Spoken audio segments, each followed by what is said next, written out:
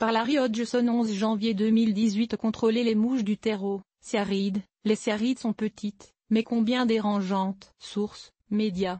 Pix Cove. Comme et Hemp.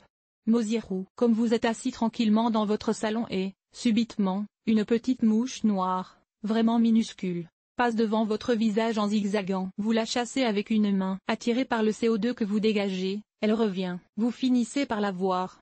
Mais bientôt une autre apparaît. Quel est cet insecte?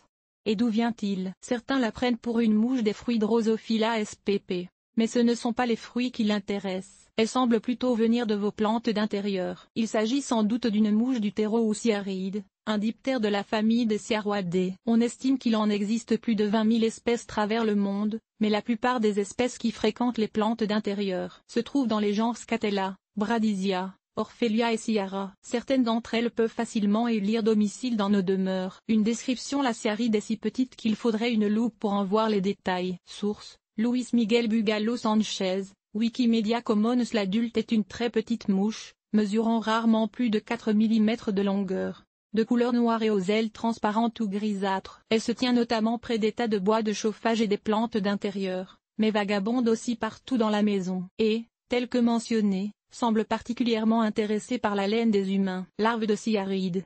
Source, Egg. Ou masse, Ediu. La larve, qui ressemble à un petit ver blanchâtre et translucide à tête noire d'environ 5 mm de longueur, a besoin d'humidité pour survivre et on la trouvera alors dans tout milieu organique humide, comme le bois de chauffage fraîchement entré et le terreau des plantes d'intérieur. L'été, les adultes peuvent entrer dans la maison au vol et débuter une infestation. Par contre, ce sont par les œufs que la plupart des infestations commencent. On les rentre par accident sur le bois de chauffage et aussi quand on achète de nouvelles plantes d'intérieur ou un sac de terreau contaminé. En effet, les terreaux pour plantes d'intérieur et pour semis ne sont jamais tout à fait stériles comme les jardiniers le pensent. Le fabricant ne veut pas tuer les organismes bénéfiques qui y vivent, et alors, malheureusement, contiennent parfois des œufs de cyaride. Habituellement, les fabricants de terreaux font très attention de fournir un produit de qualité et alors les contrôlent assez bien à l'origine, mais même si le terreau sort de l'usine d'emballage libre d'œufs, les adultes peuvent en pondre en magasin. Toute jardinerie a inévitablement au moins une petite population de cyarides, si le sac est le moindrement percé. Un trou de moins de 1 mm suffit pour leur donner accès au terreau. Bonne nouvelle. Mauvaise nouvelle. La bonne nouvelle est que les cyarides sont généralement assez anodines. Cyaride adulte. Source, www.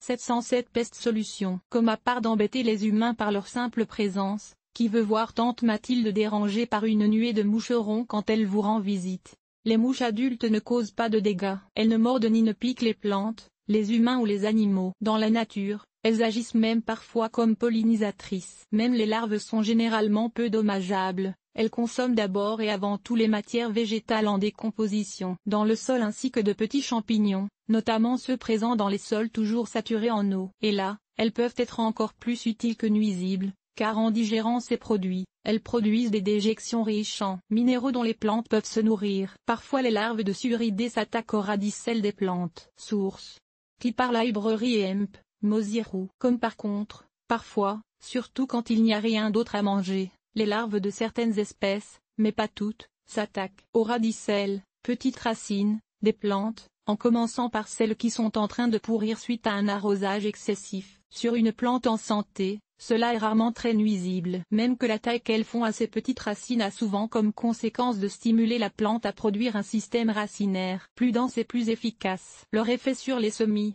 par contre, peut être très sérieux, car les petits plants n'ont pas encore beaucoup de racines et ne sont pas assez robustes pour supporter leurs pertes. De plus, les mouches adultes peuvent transporter des spores de champignons nuisibles, comme la redoutable fonte des semis. De plus, les petites blessures qu'elles laissent peuvent servir de porte d'entrée pour la pourriture, ce qui pourrait nuire aux plantules déjà mal en point. Ainsi, même si les cyarides ne sont pas toujours très nuisibles, c'est toujours une bonne idée de les contrôler. Et très rapidement, de surcroît, quand vous remarquez que c'est un plateau de semis qu'elles infestent. Connaître son ennemi source, knockout ni à granules. Les cyarides peuvent être présentes dans nos demeures en toute saison et produire plusieurs générations par année. L'adulte vit rarement plus de 8 jours, mais la femelle pond pendant ce temps entre 50 et 200 œufs dans un terreau humide ou des débris organiques, de préférence en présence de champignons dont l'odeur l'attire. Les œufs éclosent en environ 5 jours et les larves se nourrissent ensuite pendant plus ou moins 2 semaines. Par la suite, Elles entrent en pupaison pendant 5 jours,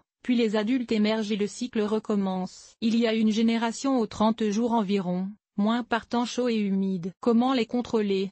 Arroser correctement. La première clé de succès avec les cyarides est de comprendre qu'elles ont absolument besoin d'un terreau humide pour survivre pendant leur stade larvaire. Si vous prenez l'habitude de laisser sécher le terreau de vos plantes un peu plus longtemps, très souvent cela règle le problème complètement. D'ailleurs, plusieurs experts considèrent les cyarides davantage comme un symptôme d'arrosage excessif que comme un véritable problème en soi. Retarder l'arrosage d'une journée ou deux pourrait aider à éliminer les cyarides. Source: Pixabay.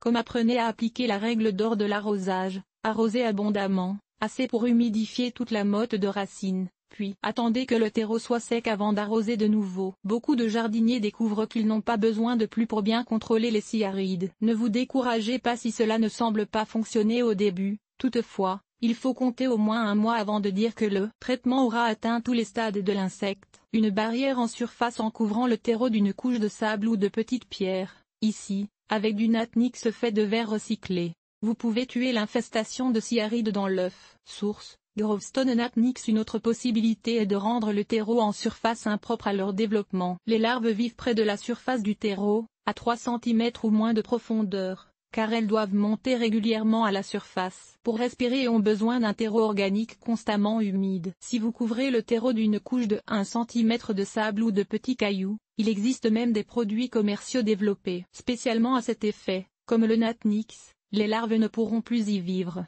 Et d'ailleurs, les adultes ne pourront pas y pondre leurs œufs non plus. Gnat, ou plutôt fungus gnat est le mot anglais pour cyaride. Piéger les adultes. Un piège lumineux attrapera tous les insectes volants qui osent entrer dans votre maison. Source: Catchmaster.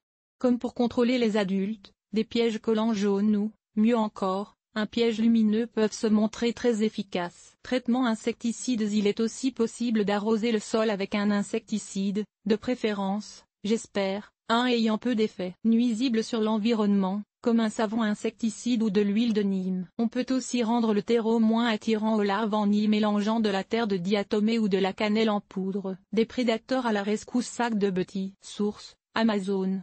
Comme le larvicide biologique Botibacillus thuringiensis israelensis, une bactérie utilisée habituellement pour contrôler les moustiques, contrôle bien les larves de cyarides aussi. Faites-en une solution et arrosez le terreau quand les larves sont actives. Il y a même des formulations développées expressément à cet effet, comme Knockout Nia et Niatrol. Sinon écrasez des pastilles de type Mosquito Dung pour en faire une solution. Il peut falloir répéter le traitement au Betty hebdomadairement pendant 3 ou 4 semaines. Il est inutile d'utiliser le BTK Bacillus thuringiensis Kurstaki, conçu pour les larves de papillons, sur les cyarides. Il faut le Betty, spécifique aux larves de diptères, mouches.